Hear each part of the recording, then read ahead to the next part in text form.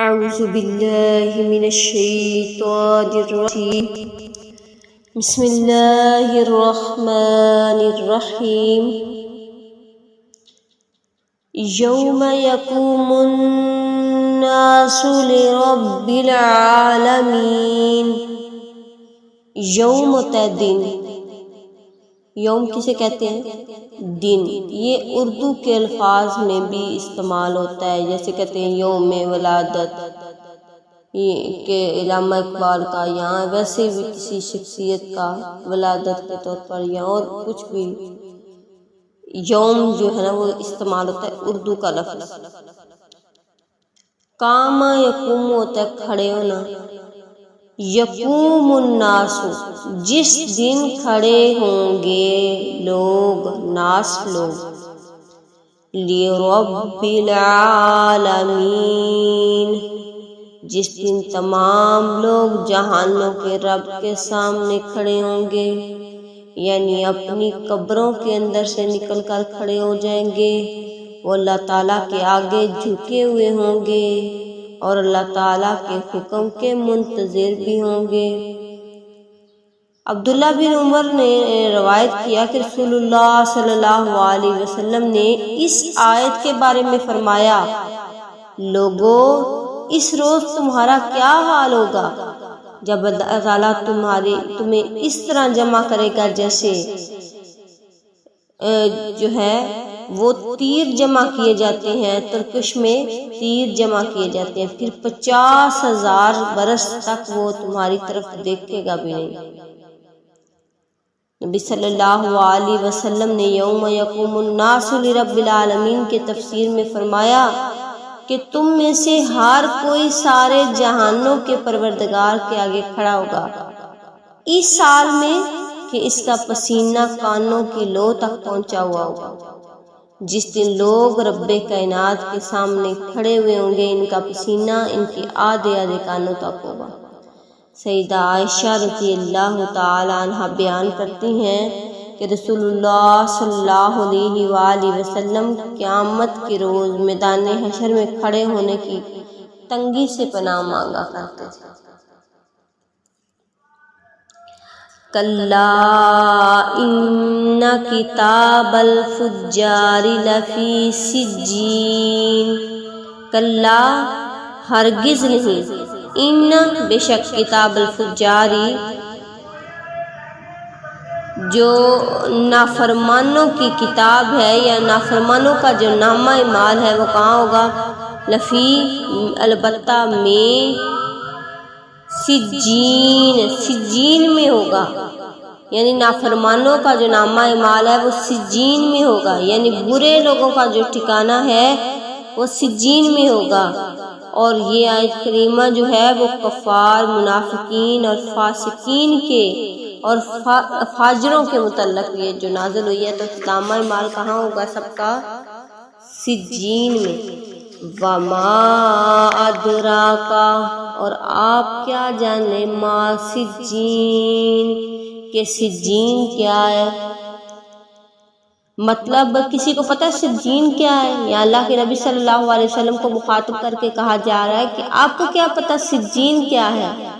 سجین کی اہمیت کیا ہے؟ سجین ایک ہولناک مقام یا دفتر ہے جہاں بدکردار لوگوں کے نامہ اعمال بھی محفوظ کیے جاتے ہیں اور ان کی روحیں بھی قیامت تک قید کر رکھی جاتی ہیں۔ سجین سبز رنگ کی چٹان یا جہنم کا گڑھا ہے۔ اللہ رب العزت نے فرمایا ثم رددناہ اسفل سافلین، پھر ہم اس کو لٹائیں گے اور نیچوں میں سے سب سے نیچا کر کے، مطلب گڑھے کے اندر، کسی گڑھے کے اندر گرائیں گے۔ تو بعض اسلاف کے نزدیک یہ جو مقام ہے 7 زمینوں کے نیچے ہے سجین والا، اور سجین 7ویں زمین کا سب سے نچلا حصہ ہے جو کہ جو ہے وہ کافروں کا، فاجروں کا، گناہگاروں کا، نافرمانوں کا وہ ٹھکانہ ہوگا۔ کتاب مرقوم ایک لکھی ہوئی کتاب، یہ سجین کی تعریف نہیں ہے بلکہ جو نتیجہ دوزخیوں کے لیے ہو چکا ہے، اس کی تفسیر میں یہ ہے کہ آخر کار وہ جہنم میں جائیں گے، جو ان کو تحریر ملے گی، جو ان کو نامہ اعمال ملے گا، اس میں کچھ کمی بیشی نہ ہوگی۔ وَيْلٌ يَوْمَئِذٍ لِّلْمُكَذِّبِينَ، ویل ہلاکت ہے، یومئذ اس دن، للکافرین للمکذبین جھٹلانے والوں کے لیے، یوم بھی دینت ہے، یومئذ بھی دینت ہے، للمکذبین جھٹلانے والوں کے لیے۔ یہاں سے جو مراد ہے ویل سے، اس سے مراد ہلاکت ہے، اور حدیث میں ہے ایک جگہ پہ آتا کہ جو لوگ جھوٹ بول کر لوگوں کو ہنساتے ہیں، ان کے لیے بھی ہلاکت ہے، ہلاکت ہے، ہلاکت ہے۔ جیسے یہ جو ہوتے ہیں تھیٹر کرنے والے، ڈرامہ کرنے والے، جگتے مارنے والے، ان کے بارے میں۔ تو اس دن جھٹلانے والوں کو، جو روز جزا کے قائل نہیں تھے، جن کا یقین اللہ اور اس کے رسول پر نہیں تھا، اقرار تو لوگ کر دیتے ہیں لیکن یقین نہیں کرتے، اپنے عمل کے ساتھ یقین نہیں کرتے۔ الذین، وہ لوگ، یکذبون، جو جھٹلاتے تھے، بیوم الدین، جزا کے دن کو، اور جزا کے دن کو جو جھٹلاتے ہیں، جس دن اللہ تعالیٰ لوگوں کو ان کا پورا بدلہ دے گا۔ اس سے مراد کیا ہوگا؟